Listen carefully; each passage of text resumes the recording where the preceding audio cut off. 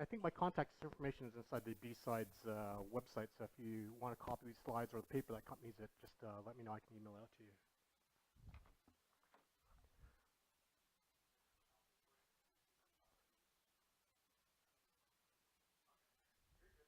Okay, great. Thank you. Repeat your question. Okay, I'll try to remember that. So great. I know I was competing for lunch, or with lunch rather, so I'm glad that you made it out here. Again, if you're here and you wanted to spot the Fed, I'm right here. I work with the Army Cyber Institute at United States Military Academy, and what I want to talk to this afternoon is really thinking about innovation. And what I have as the cheeky title is thinking inside the box, and hopefully that's not what we're thinking of when we're thinking of innovation. Now, for those of you who aren't aware of the Army Cyber Institute, that's the organization I belong to. We reside at West Point, New York, so co-located with the United States Military Academy at West Point, New York. And this is our mission. We have a 75-member organization, mostly researchers. So think of us as a think tank. We're still a startup. We only have 47 of the 72 or 75 on board. But what we're really trying to do for the government on behalf of our entire nation is to build impactful partnerships and then build that intellectual capital in order to keep our nation secure. And so that's why speaking at this conference is terrific. I attended my first B-Sides, New York B-Sides, in January of last year. So I've been in cybersecurity now for a year and a half. So if you're timing me, it took me a year and a half to get this presentation together. That's really what the standard is, yes. This is actually our new proposed mission statement. Some changes. We have a new director on board, and what he wants us to focus on now is still doing a lot of research, interdisciplinary research, of the 42 people that we have on our team. We have 2 lawyers, 2 mathematicians. I'm a systems engineer. We have 6 computer science, electrical engineering majors. We have a psychologist. We have 2 historians. And we have, who's the odd one? We have an ethicist.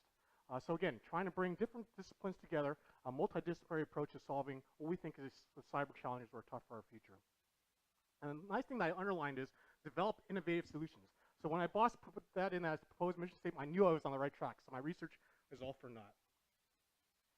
We also have our own, the Army Cyber Institute has its own speaking series, sort of like B-Sides, and what we call as TED Talks. If you go to the website that I put at the very beginning, thearmy.cyber.mil, we actually have all our talks online. So if you don't want to watch all of them, just go, I just do by title. Right, we have different talks from folks similar to B-Sides. So if you want to learn about the Russian hacks in the DNC, you want to learn about encryption, go to some of those websites, Bitcoin, like that. But this was actually a PR press release that we had, and what it talked about for our cyber talks was that this conference gives voice to disruptive cyber innovation. So what I looked at when I saw that statement was, I asked, what is disruptive innovation? How many students do we have here in the audience? Students? Anyone in a humanities major? Everyone here CS, electrical engineering, information security, physics? Okay, good, we have math, physics. Okay, good, excellent. Modeling simulation, very good. What about any professors, teachers? Okay. Everyone else is industry then? No other government person, right? No other Fed? All right. Okay, so this is the way I define disruptive innovation. Instead of thinking of innovation as one monolithic block, what I did was I took sort of a business school approach. No business school students here, right? Okay, I'm gonna make some business school students. Excellent. So in business school, right, you can break down anything to a 2x2 quadrant, right? You just make up 2 criteria, and you come up with your 4 quadrants. In this case, I looked at technological complexity or sophistication, and then the target market. Okay, that looks a little odd, probably because it got transferred from Apple, but that's okay. Let's see, we're looking at either existing markets or new markets with the product or service targeting. And if you do it this way, what I found out was that on the low technological complexity and then the existing market, that's sustaining innovation. Anyone read a lot about Clayton Christensen or Joseph Bauer? They're big into disruptive innovations. They coined the terms back in the 1990s.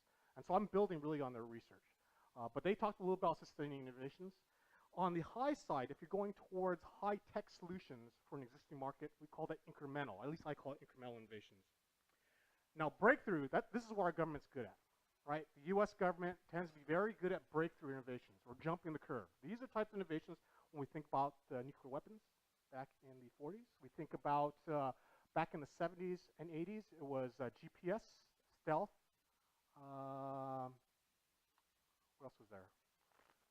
Yeah, DARPnet, the internet, right? Very expensive, very time-intensive, heavy R&D. Okay, but government, our U.S. government tends to be pretty good. NASA, right? The space program, that's expensive. Yeah. But what about? Whoops, let me bring that back up. What about what I call disruptive innovations here? And this again, it goes back to Clayton Christensen and Joseph Bauer who researched this. I really call it revolutionary. They call it disruptive, breakthrough, and disruptive. If you read a lot of literature, it gets mixed up. So I really call it revolutionary types of innovation. And that should be everyone in this room, right? If you're a hacker, that's what I'm thinking. Hackers are disruptive by nature, right? And everyone agree with me on that? Hackers tend to be more disruptive, right? Hackers really aren't coming up with the most expensive solution to break into a network, right? Cheaper, faster, trying to get into the network, all you're trying to do. Now, there are innovations taking place in all four areas if you are trying to do offense or defensive, but for the most part. And so why do I talk about this? This was going to be the secondary title of my presentation, is the tomato of fruit. A show of hands. Who thinks tomato is a vegetable? Vegetable or fruit? Show of hands. Who thinks tomato is a vegetable? Oh, we've got someone who's jumping my presentation. What about who thinks it's a fruit? Okay, yeah, okay, a botanist. So that's excellent. The botanists are right. So if we make distinctions for plants, right? There's roots, stems, leaves, fruit, and there's the mighty tomato. The tomato is a fruit according to botanists. But let's hold on to that thought for just a second here. So distinctions actually do help us out, and that's why I think having this framework for innovation is helpful as well. Because I'm trying to spur on successful innovations, right? So innovations that have the highest chance of success to combat the threats that we're facing. So let's look back at this slide here. Sustaining innovations. When we think of sustaining innovations, what I think of is Spock, right? Spock, who is very pragmatic, very logical, relies on percentages. So Spock is probably what I think is the closest thing to represent sustaining innovations. Incremental, Mad Magazine fans, old Mad, spy versus spy, right? All you're looking at is to outdo your competitor, right? The black spy is trying to beat up on the white spy or kill him in most cases, and vice versa. All you're doing is trying to outcompete your competitor. Breakthrough is Pierce Brosnan, right? 007.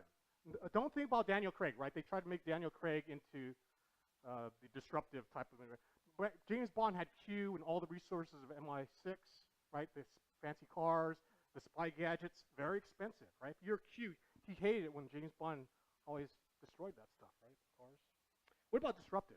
Who's disruptive? Well, it's MacGyver, right? Go back to MacGyver. They are coming back. Is it back out yet? Is it? I haven't seen it yet. So is it still very similar to the old premise, coming up with whatever's available to save the world?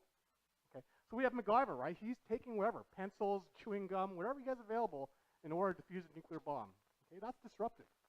Okay. So what about for those of you who don't remember MacGyver, the closest thing I have is Jason Bourne, and that's without the Bourne Legacy. So if you disregard the Bourne Legacy, right, because they talked about pills and some regimen you're on, right? If you're just talking about Jason Bourne, right? He had whatever was at his disposal, right? Pens, the little mini car. Okay, that's disruptive to me. Doing whatever is available. Again, I sort of jumped the gun, right? There's this one, right? I told you I was an MI guy, so what's the one figure that's sort of odd, right? Spock, he's a sci-fi guy. So who remembers Mission Impossible, the black and white Mission Impossible, not the Tom Cruise one? Yeah. Leonard Nimoy also plays Paris on Mission Impossible. So he was the master of disguise and using whatever's available efficiently, right, deceiving his nemesis. So that's another disruptive or sustaining type of innovator.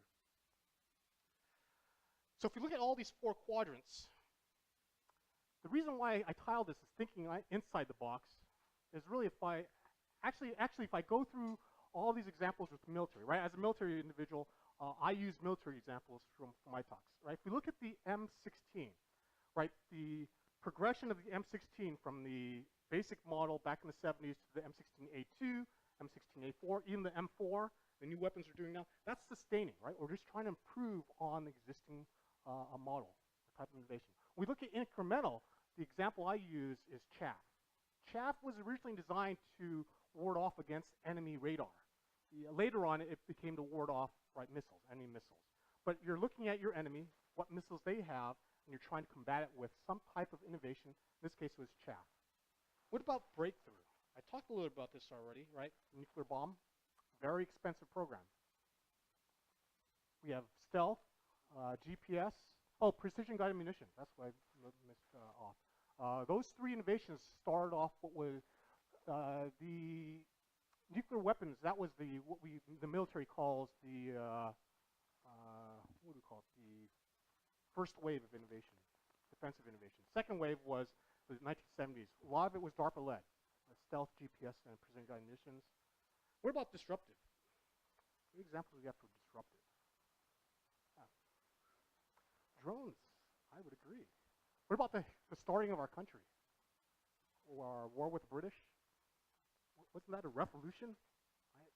Yeah, we did it with what we had available, right? We were fighting behind trees and rocks, all right, fighting against the British regulars, they were the, if you think about it from corporations, they were the monopoly, right? The British regulars, they were the best, in other words, British Navy, they were even better, right? To the fight against them, right, we were using unconventional tactics, asymmetric warfare. World War II, if you're we have a modeler here. Did you learn about any of the special things that happened during World War II? Modeling simulation? No. So it's sort of the history of operations research or a lot of that modeling, mathematics. Who watched the imitation game? Yeah, right, encoding, decryption, things like that. So you use a lot of mathematics during World War II. And one of the biggest things that caught my eye when I was reading about the World War II was that the mathematicians tried to study how to preserve convoys, shipping convoys, right? These German U-boats sort of ruled the Atlantic for the beginning periods of the sinking of Lusitania. Right? That's what sort of got us started in the World War. But the British suffered heavy casualties because of the German U-boats.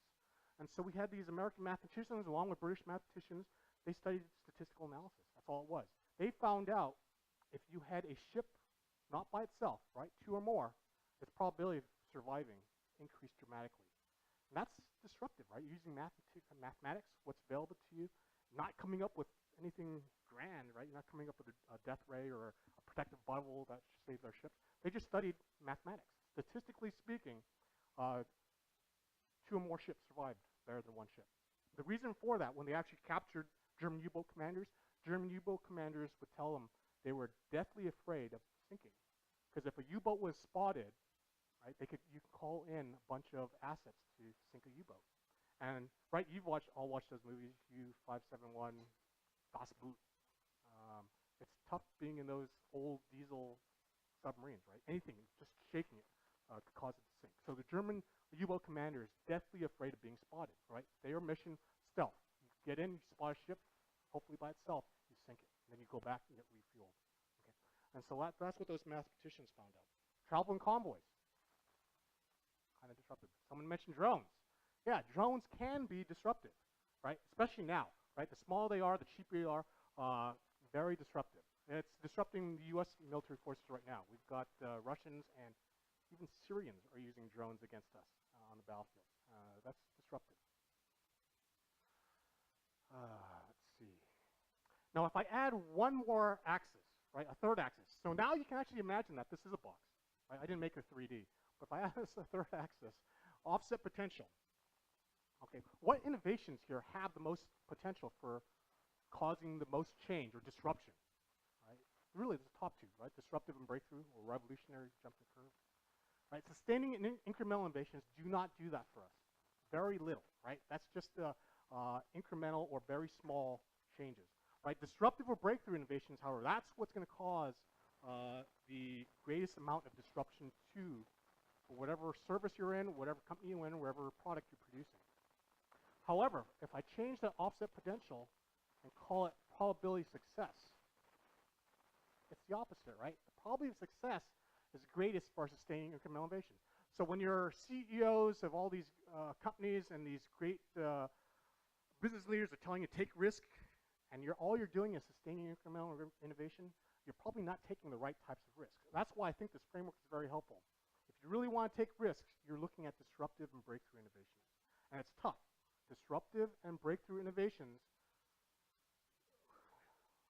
ideas on what success rates are. 2%? So, okay, that's very small. Okay, 2%, maybe 2%. Okay. I'm thinking major league batting averages. Anywhere from 10 to 30% is very good. Okay, 2% is probably the right number if you're first starting off for the first time, not knowing what you're doing. It's tough to gauge because you're targeting new markets. You don't know what the market wants, but you're targeting a new market because you think you have an innovation that satisfies their needs, that no one else is doing that right now. Okay? And it's tough to break out the monopoly powers that are doing the sustaining incremental. It takes a lot of money sometimes. So this is what it really looked like if we add that probability of success, right? I'm saying 10 to 30% for disruptive breakthrough. That's on a good day. Again, as a military officer, I'm going to use the the Arab revolts, the spring revolts, the green revolts that took place in 2010, 2011, just to gauge really how, quantify really the success rates, right? We had 14 nations that uprised, right? Thanks to social media, a lot of it was contagious. But out of those, we had Tunisia, we had Egypt, we had Yemen, and we had Libya that actually fell, right? Syria still to be determined. I actually don't even count Egypt. That was a military coup. As a military officer, I'm actually very thankful that our nation rotates our military officers every 2 to 3 years. Right? It's not for efficiency gains. It's our government knew a long time ago, we don't like military coups. So they don't like it when the military gets too enamored with their leaders. Right? It's kind of odd. Is it inefficient? Yes. I can tell you moving every 3 years is problematic for me. Fortunately, I'm not married, so I don't have the secondary consideration. So if we look at these numbers, right, yeah, but the successful revolutions in this case, right, in this instance, about 21%. So somewhere about that 10 to 30%. But if I counted all those individual attacks and individual battles, individual uprisings, it's probably down to the 1 to 2%. This is the overall success rate for the Arab revolts that took place in 2010, 2011. Okay. So again, that's why I consider breakthrough and disruptive innovations major league batting averages at best. So again, if you're willing to take the risks, that's what I would go for.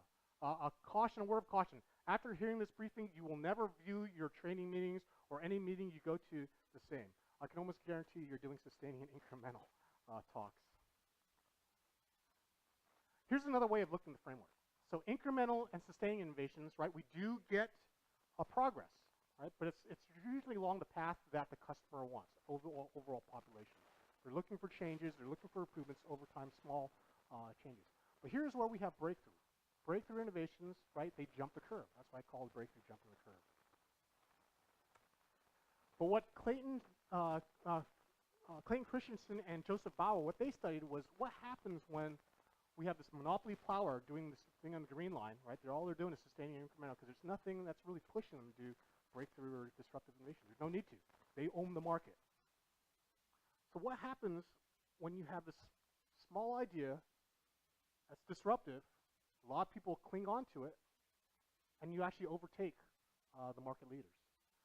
Well, the thing with disruptive innovations is that it initially only appeals to a small amount of people. It's usually called the emerging markets. And what the disruptive innovation is doing is it's focusing on different criteria that the market is not yet realizing is important, right? Only that small emerging market wants it. But what happens if it does gain a lot of traction with customers, then all the performance criteria actually improve because a lot of folks now are buying that product or service. And some examples of this, right? Xerox versus Canon, right? Xerox, who remembers Xerox being, anyone here remember those huge printer rooms you would have on your campuses or your companies? That's Xerox, right? They collated for you. They printed both sides. They stapled for you, right? They could do upside down, forward. They could bind for you. That's what Xerox, right? It occupied huge rooms. But their customers, right, were the big customers. They were getting the most market marginals profit from the big customers, or universities, large corporations. So Xerox focused on the big things. Then Canon came along and came up with this rinky-dinky desktop, right? Xerox laughed at them. They said, that's not worth competing in. So Canon eventually gains a foothold because that appealed to home-based businesses, right? Mom-and-pop businesses. Similar thing with IBM versus Apple. IBM, back in the 70s, 80s, mainframes. Apple, the Apple IIe, right? Desktop, home-based computers. GM, Ford, Chrysler, big three. Building bigger, better, bigger cars, a lot more acceleration versus the Toyotas and Hondas from Japan. What was the shock that reversed that? There was actually a shock that caused the Toyotas and Hondas to gain. Remember that? Oil crisis, right? The Iranian embargo, yeah. So the fuel efficient became the new focus, right? Fuel efficient back in the late 70s, early 80s became the #1 performance criteria. That's what caused Toyota and Honda. What about today? Anyone still using a BlackBerry? Yeah, that's okay. I'm using a BlackBerry too. The government gave me one, that's why. That's okay, but security issues right now. We consider iPhone secure now. But BlackBerry was, for a long time, right, they were trying to make everything, their performance measures were, we want more text, right, bigger keyboards, right, because that was their market. But then along came iPhone, simple, right, simple became the performance criteria that caused BlackBerry to sort of lose market share again.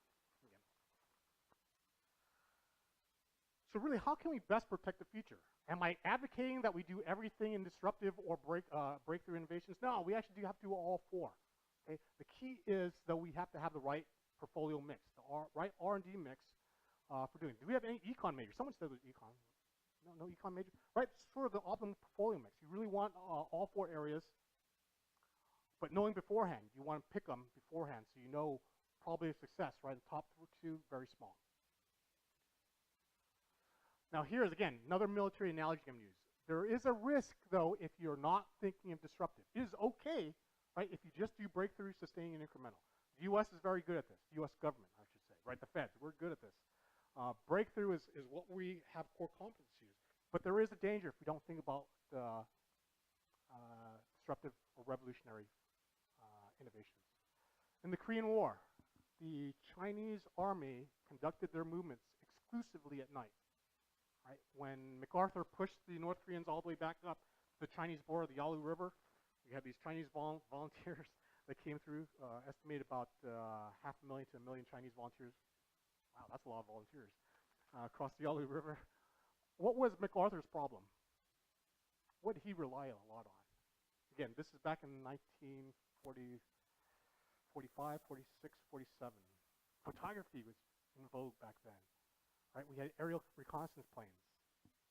MacArthur relied exclusively on that, and his intelligence. I'm an intel officer, and so yeah, the pictures is what MacArthur wanted. Right, you can imagine these movies. Everyone wants to watch the TV monitor, see what's going on. So MacArthur always underestimated the Chinese strength because they always moved at night. Aerial, electro-optical pictures at that time, not so good at night, right? So they do all their photographing during daytime. And if you know the Chinese, I'm not sure if they knew that plans or not, but the Chinese sort of figured it out. You do all your movements at night. And so that's why, to a large extent, that's why MacArthur seriously, by underestimating their strengths, seriously got beaten back all the way back down below the 49th parallel, 48th parallel. What about Vietnam War? We had this thing called the Ho Chi Minh Trail. The U.S. Air Force dropped so many tons of munition on it that we thought that would never, the North Vietnamese and Viet Cong would ever use that area again. But the problem with the Ho Chi Minh Trail initially, when it first started off, where they were getting all their supplies, there were no fixed rail or road infrastructure. It was just walkable terrain. So no matter how much the Air Force bombed it, right, the North Vietnamese and Viet Cong just walked around the craters. Eventually, as the war went on, they would eventually improve it and put rail lines and road networks. But initially, all the bombing really was for naught. Iraq, Afghanistan, right? Was the major killer or major disruption for the U.S. military? IEDs, right? IEDs are nothing more than homemade explosives attached to a trigger mechanism. Sometimes they're alarm clocks. Sometimes, most commonly, they're cell phones. Right? But any type, or passive IR devices, right? Anything that can trigger something. And again, it was crudely made IEDs. Eventually, right, the Iranian influence, they actually taught a lot of the insurgent groups how to make better IEDs, right? That's how we're getting into more sustaining or incremental. But the IEDs initially were just very crudely made, pipe bombs, car bombs. Okay. And the problem we have, again, I keep going back now. The problem we have is looking for cyber warfare, right? Most offensive cyber tools I would categorize as disruptive innovations. Everyone in this room, if you're doing pen testing, if you're doing any offensive, right, you shouldn't be unless you're a white hacker. But that's why join the army. If you want to hack, join the army. We're gonna make you a legal license to hack, license to pen test. So if we look at these cyber tools, right, I told you most viruses, worms, Trojan horses, most of the malware resides in this disruptive space. You would all know, right? We have some cases where we have defensive cyber tools that are disruptive as well. But again, I will tell you, most malware resides in the disruptive space. What about sustaining? Again, when we have versionings of different viruses and worms, that tends to be some type of sustaining, right? Something worked, we're trying to make it faster, we're trying to attack a different way. That becomes a sustaining type of offensive cyber tool. Again, we have some defensive cyber tools here. Not like it's all blank. And incremental. You know, we also have some incremental, right? Both offensive and defensive. But breakthrough is where the U.S. government shines again.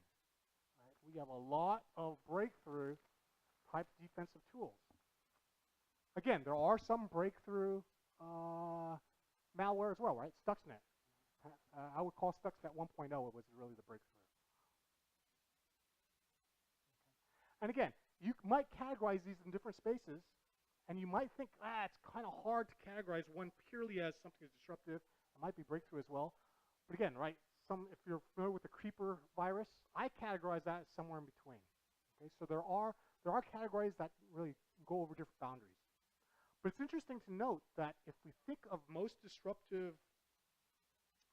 innovations for cyber being in, right, I'm sorry, for defense, right, being in the three spaces other than disruptive, and we look at a cyber offense being in the three spaces that are not breakthrough, right, and you look at them side by side, there's a gap. If we're looking at cyber defense, it is hard to overcome an enemy who's creating offensive tools faster than you, cheaper than you, and probably more effective at any of your defenses. So that's why I am big on harping on it. We've got to think about some more disruptive defensive tools. Okay. Now, this goes back to really, lots of time. This goes back to my original comment on, is the tomato a fruit or a vegetable? Again, most folks in this audience said fruit, right? But as an officer of the U.S. government, again, this is my Fed hat talking again, I categorize it as a vegetable because the Supreme Court tells me so.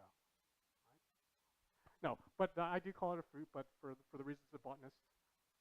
But again, if you're a lawyer or your legal expertise, it is a vegetable purely for taxation and tariff reasons. And so it really doesn't reside in there. Okay, some key things about disruptive change. Now, even though I'm promoting disruptive change, I do want to emphasize that most disruptions, most revolutions fail. Right? We think of our own revolution as the exemplar of, right, the American Revolution as the exemplar for, wow, revolutions are great. Right?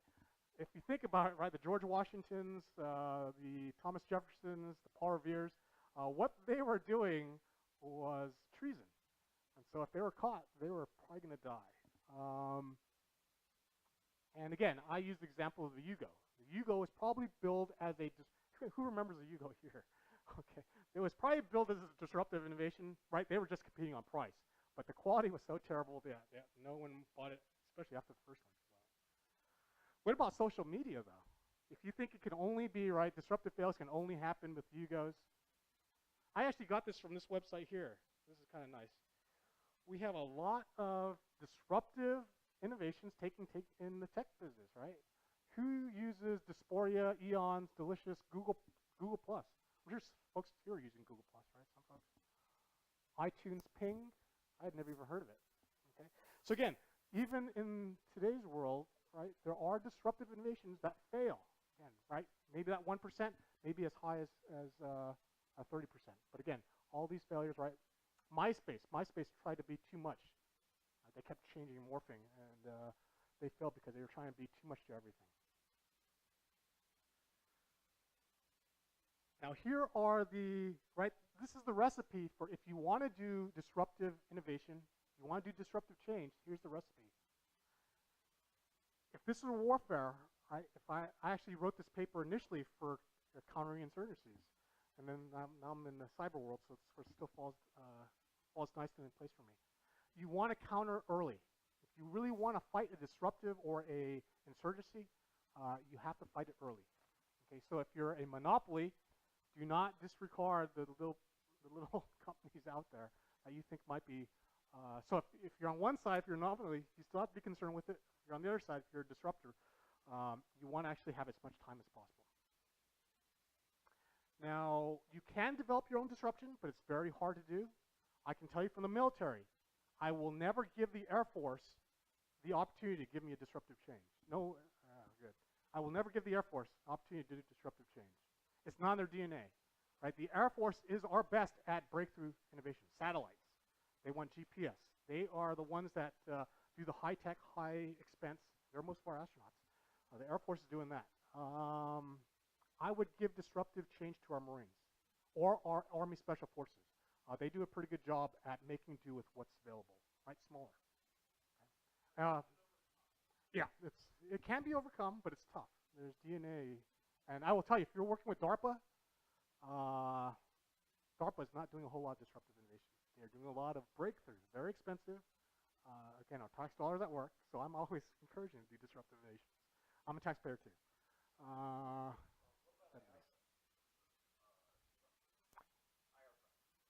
I'm not familiar with it. You want to explain a little bit more? The question is, what about IARPA?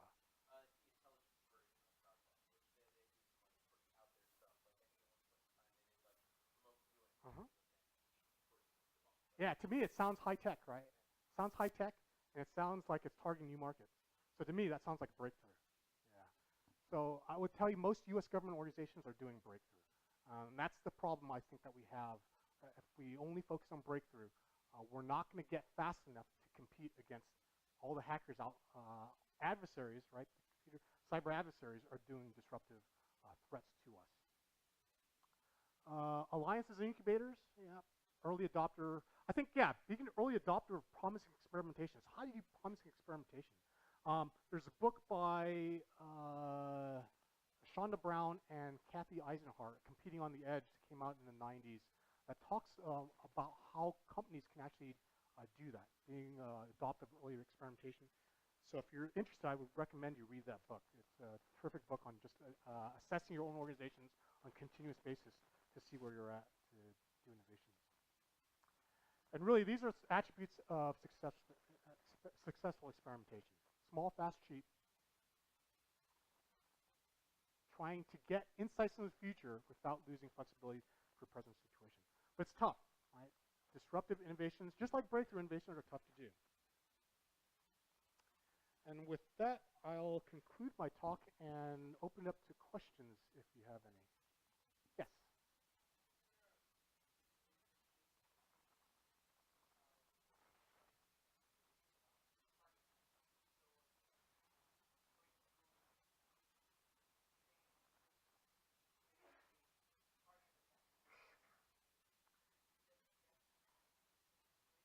Yeah, so the question is there a relationship between the innovation itself and what it's targeting after.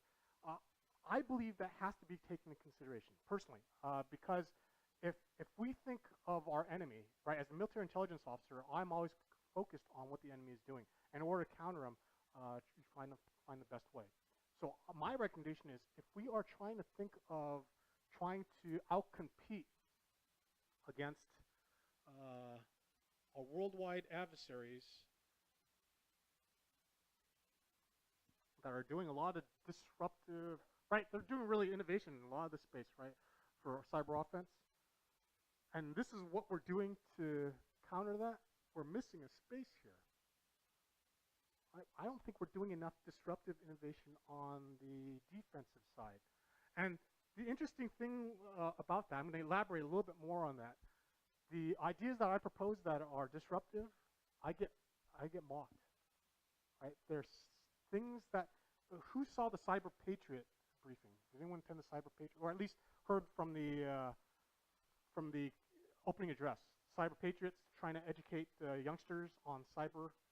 That to me is disruptive innovation. Right? Getting kids to learn coding, getting kids to learn encryption, getting kids to learn about secure practices, right? Getting at a young age. That to me is disruptive, right? You don't have to wait till you're in college to learn about cybersecurity, right? It's expensive to go to college, right? Unless you're federal government. So anyone doing cybercore? Excellent. Yeah, unless you're, I encourage you, if you're doing cybercore, take advantage of it. If you want to get employed in the federal government, that's the way to go. You guys are in high demand to cybercore. Yeah, but I think getting kids, other things are partnerships, right? One of the key attributes that I'm doing here at Army Cyber Institute is partnering with industry, partnering with other government agencies, partnering with academic institutions to find what the best practices are, find the new research, right? Partnering is disruptive to me. Information exchange. Someone told me information sharing. I had another briefer tell me that's the blasé term. It's called intelligence exchange is what we want to go after. And that sounded great to me. That to me is disruptive. Right? We're not creating anything new. You're partnering InfraGard, right? All the stuff about all these other speakers are talking about sharing intelligence, sharing. Right? It's harder to do initially though, but once you get it started, right, I think it gains some momentum, right? Anyone who's part of InfraGard here? Yeah, so I applaud you, right? Because you can learn a lot, right? Why learn from your own mistakes when you can learn from someone else's? There's a Chinese saying, there's a proverb about that, right? Most people, right, make mistakes.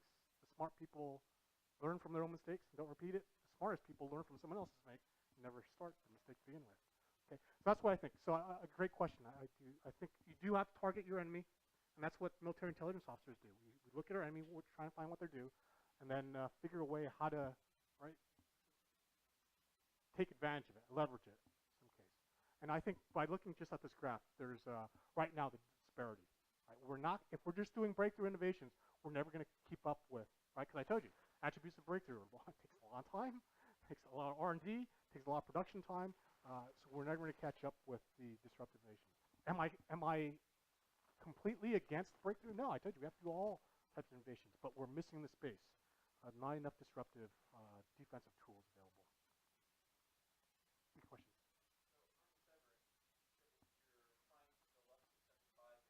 Yeah, we're at 47 right now. Yeah, it's a mix of civilians, military, and what we call a Title 10 professors.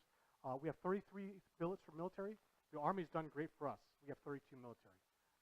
For us, it's getting the civilians hired. I'm being political here now, but when President Trump did the civilian hiring freeze, we were impacted too. Even though cyber is one of the exempted ones, West Point has not given that exemption. So we've been impacted as well.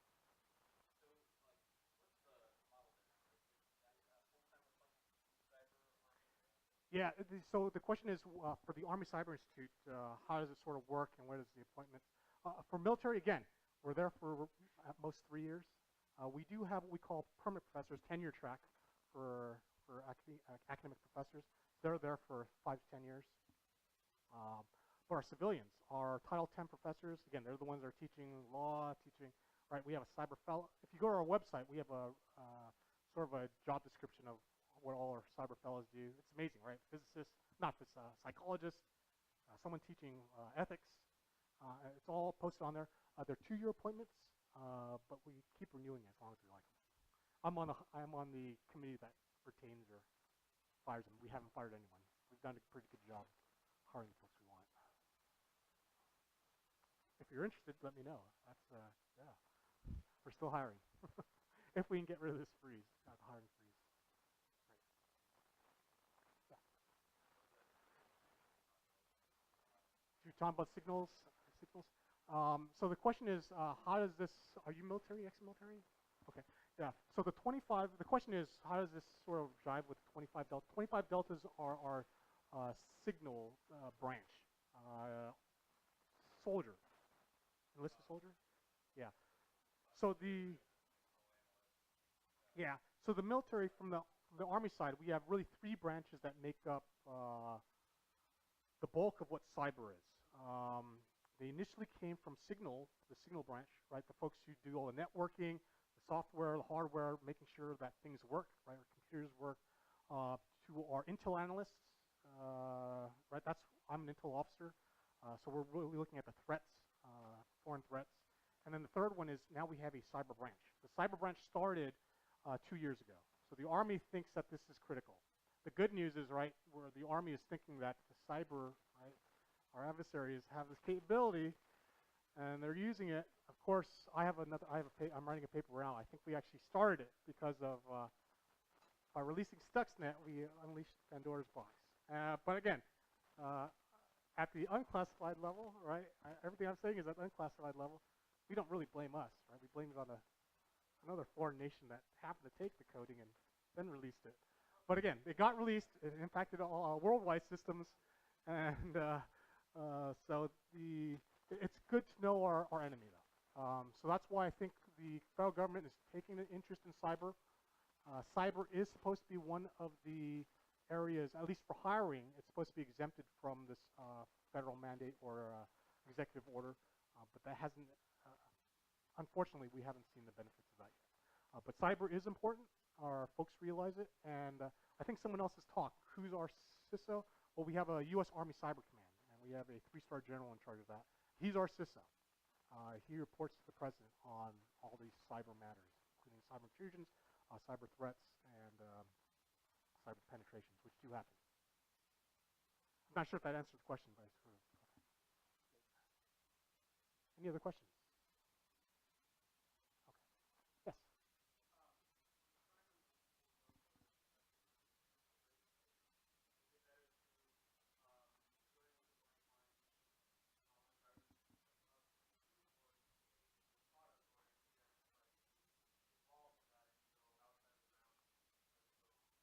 Yeah, I think that's the question is how do we do disruptive or breakthrough types of innovations, right? What's the best way? Come up with something that we already have in mind, or do we just start with a blank slate?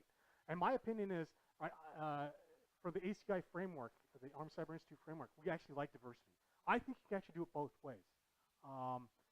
My recommendation, though, is if you're starting with a product, right, start with something you really want yourself. If the big guys aren't doing it, right, the established. I attended this other presentation today.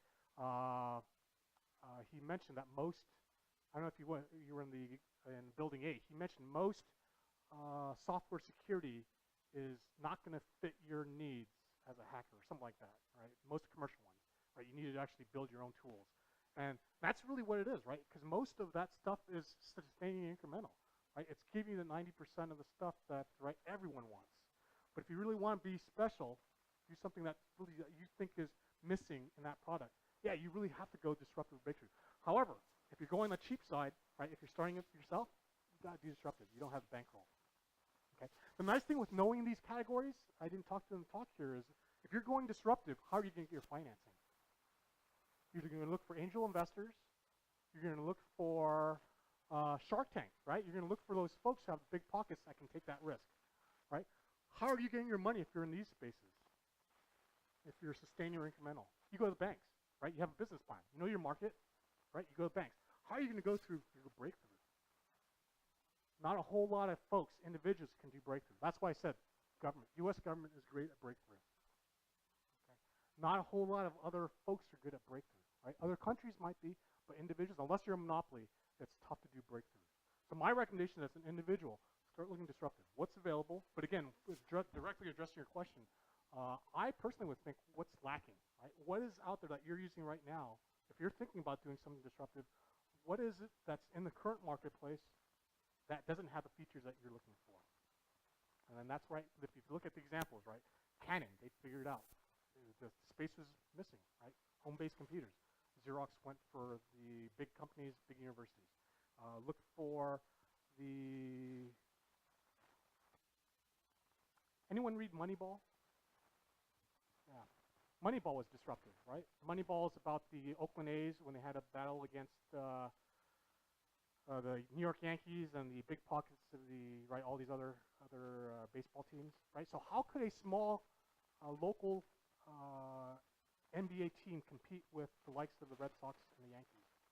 They went with statistics, right? You look at sabermetrics. You look at some competitive advantage that all these big guys are missing, and so you take these guys that are cheaper, but they have the stats to prove that they actually belong in the major leagues. And the movie, right? Brad Pitt. Yeah, again, I'm all about linking these to pop culture. Right, so that's a great movie, Moneyball. You know, Brad Pitt and I can't remember who else was in there. Yeah, that's right. Good. What about TV? Who's inundated with all live TV, reality TV shows? That's disruptive, right? Live TV, reality TV is disruptive. You don't pay for writing. Oh, disruptive. You don't pay for writing. You don't pay for content. All you're doing is filming and you're editing. Right? So that's disruptive. So disruption happens all around us in different spaces. So if you're thinking about doing something disruptive, think about what's missing in your life right now that you care about and you think other people care about too. Great. I think we're out of time. Again, if you would like the presentation, I have my email address here. Just email me, and actually, I'll just go to the end. I actually have a couple papers